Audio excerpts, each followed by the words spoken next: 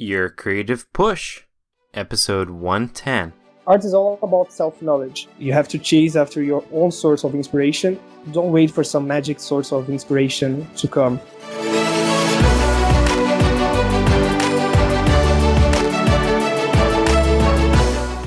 Welcome to Your Creative Push, the podcast that pushes you to pursue your creative passions. I'm your host, Youngman Brown, and my guest today is Gabriel Picolo. Picolo is a traditional and digital freelance illustrator based in Brazil. He took the internet by storm with his 365 Days of Doodles project, in which he blessed the internet with a new complex and detailed drawing every day for a year. He used that success to build an incredible following on DeviantArt, Instagram, and Facebook, where he continues to generously open up his sketchbook, as well as his words of advice for defeating procrastination. Gabriel, first of all, thank you so much for coming on the show today.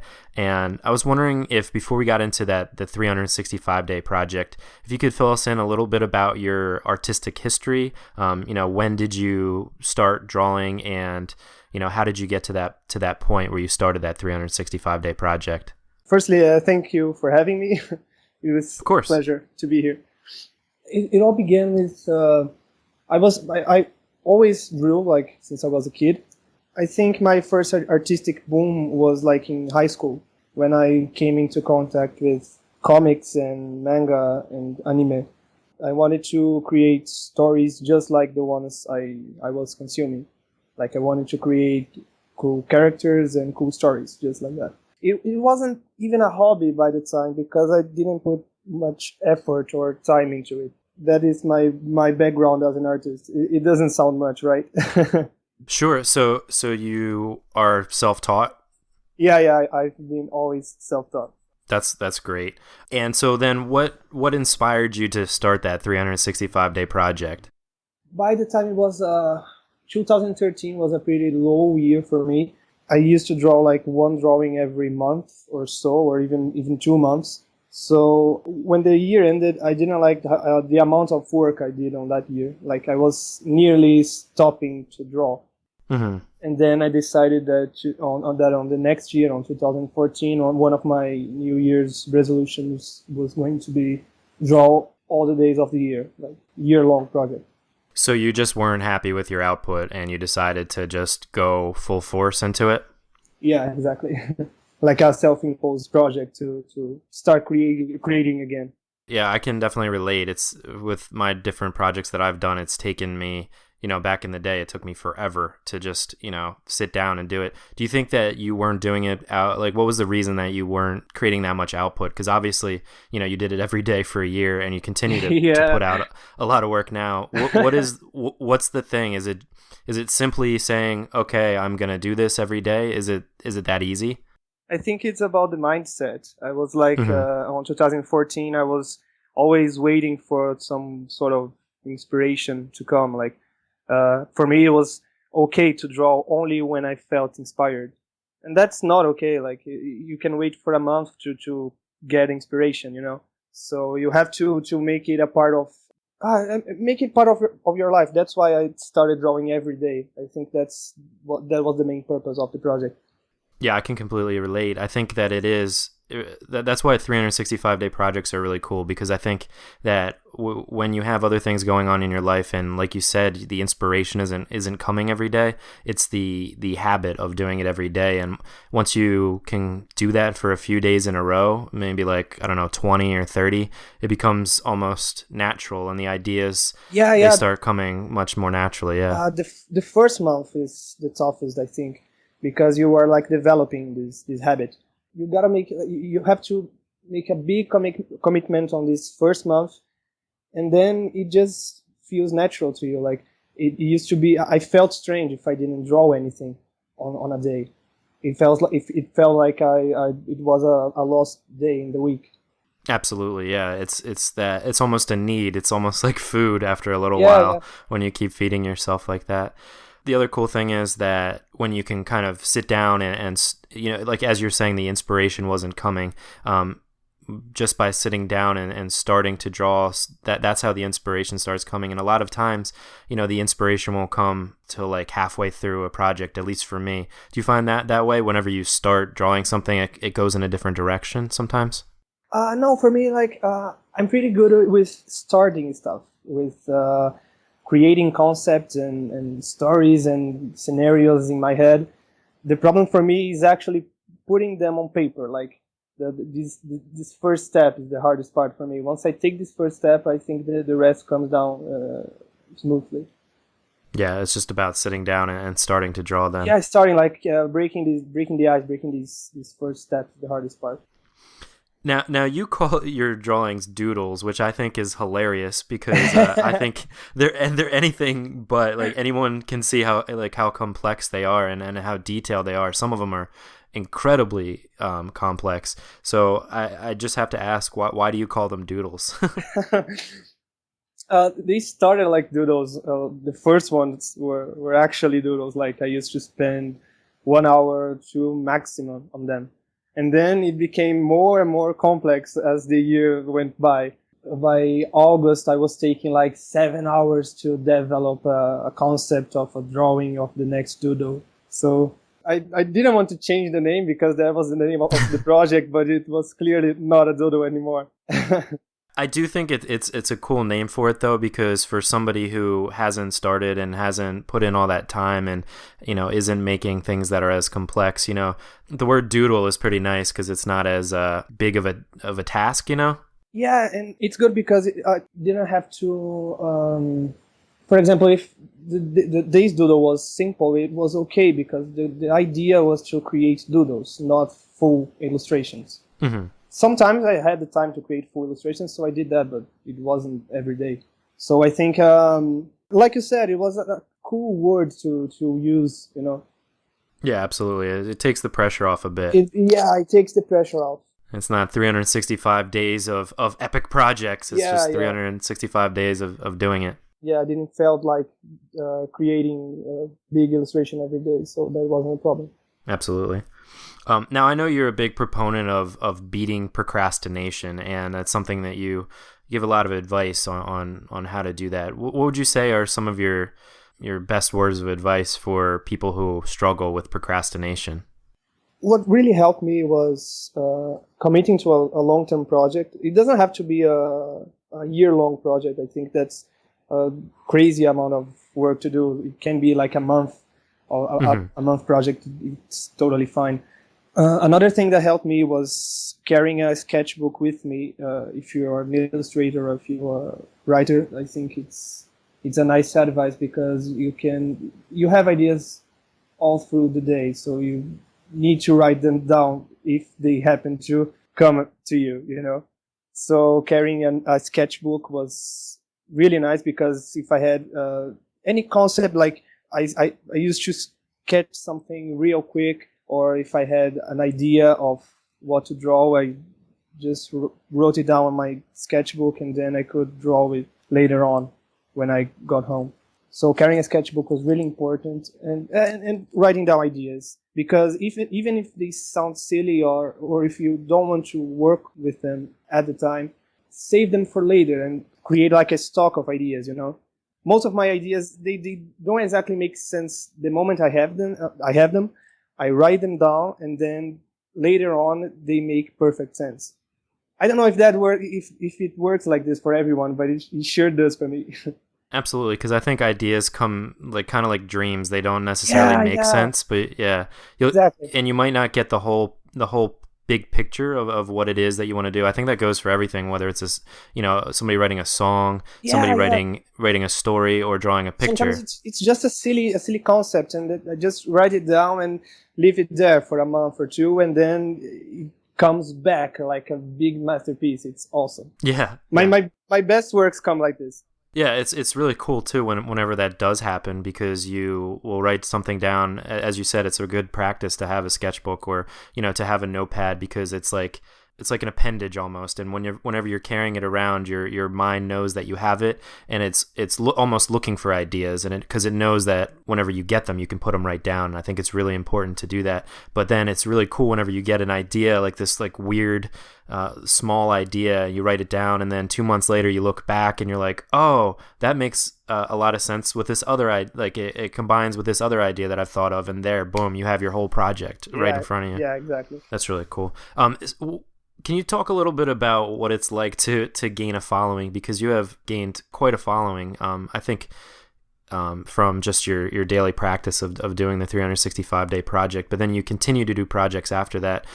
Does that kind of keep you in check? Does that keep you motivated to continue to do work? Because you know that there's a lot of eyes that are looking for more of your work. Yeah. Nowadays, I try not to care too much about this because it is crazy, like the amount of people. Like on Instagram, I have like 400,000. No, how do you say this number in English? You have 400. You have over 400,000. 400,000. Yeah, that's a crazy amount of people. So I try not to put that in numbers too much, but it's crazy the amount of people that is interested in my work. It all happened in 2014 with the 365 Days project. But I think that once you capture someone's attention, you just have to keep it. You know, you finished the 365-day project, and then you continue to do smaller. I guess smaller is okay word. Smaller, but like challenges for yourself, and you also challenge your fans and followers. Why is that important to you to like have these kinds of challenges? For me, it's important for me to learn, to improve, and create something fun in the process, because studying for the sake of studying something, like nowadays I do that, but it's a total different story, because nowadays I have a lot of commissions to worry about. So, for example, if I have to draw something entirely new, I have to study it before. That wasn't the case in 2015. I was just trying to improve by myself. So I was trying to create something that was fun for me, so I could learn in the process. That's why after the 365 Days project, I came up with the Palette project. It was for me to learn how to use colors. And it was so useful for me. It was very useful. But it was like a transition phase. I wasn't sure about what style I was going for, so it was a very confused phase for me, if I look back. Yeah, but I think that's really important, right? With like your palette challenge. And getting people involved in that is so cool. It's amazing. I'm thinking about doing another challenge, because I did one in 2014. I did another in 2015. And I'm developing something for this year's summer too. But I still don't know what I'm going to do. I hope I can come up with something by July. That's cool. Yeah, I just really like that idea. It's definitely a nice way to communicate with your audience, with people that follow you, and to keep them motivated too. And it's so much fun to watch this kind of challenge develops, because it always blows out of proportion. Like I never expect the amount of people that joins. You know, it's amazing. Yeah. Where can people, if people are interested in maybe taking on one of these, challenges or just following it, where do you mostly put that? You pretty much put it on all your social media, right? Yeah. I focus more on DeviantArt and Instagram, because the way how these platforms work, it's easier to keep track of the posts of people who join the challenge.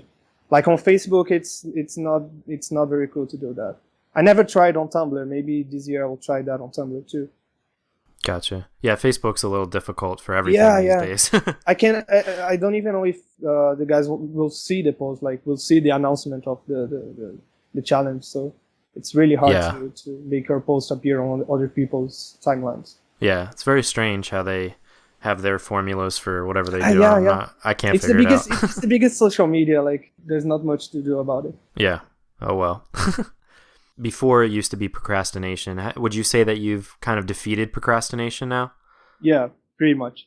I'm still a lazy person. Like, as I said, it takes me a while to start a project. I develop scenarios and crazy stories in my head. Like, of 10 stories that I develop in my head, I put down on paper one of them.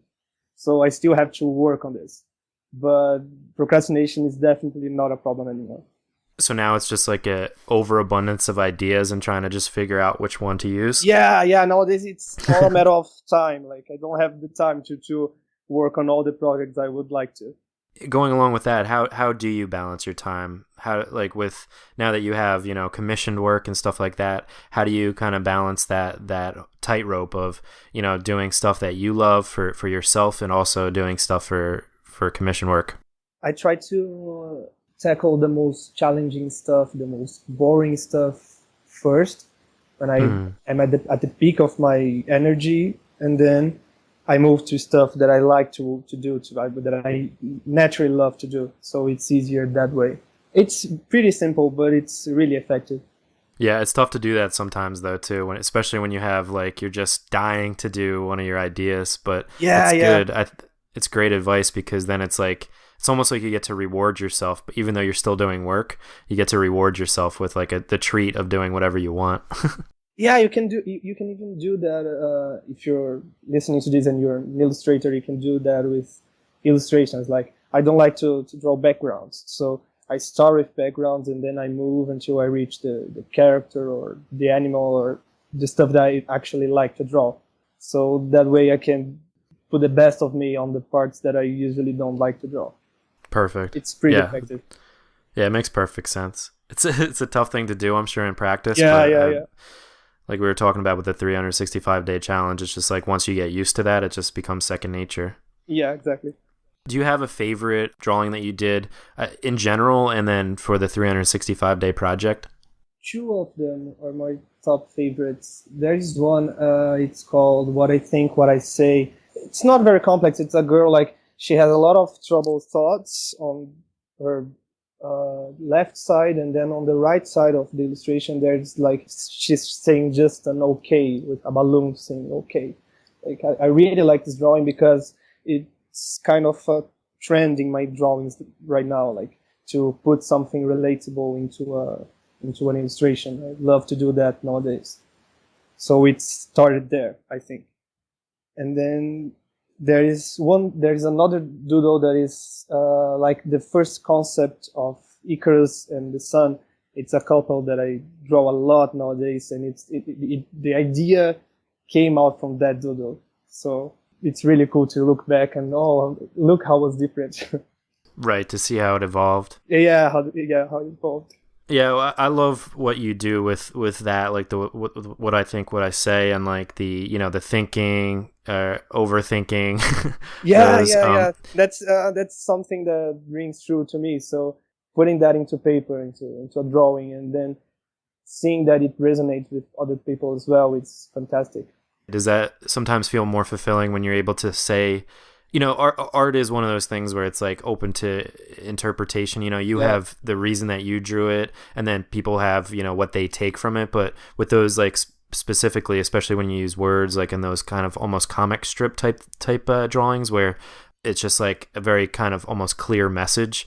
Do you find that is more fulfilling to you? That whenever people are able to relate to that? No, even if it's a wordless illustration or wordless comic strip, it's okay. Like if I can reach people, whenever I get this connection using my drawing, it's okay for me. Then I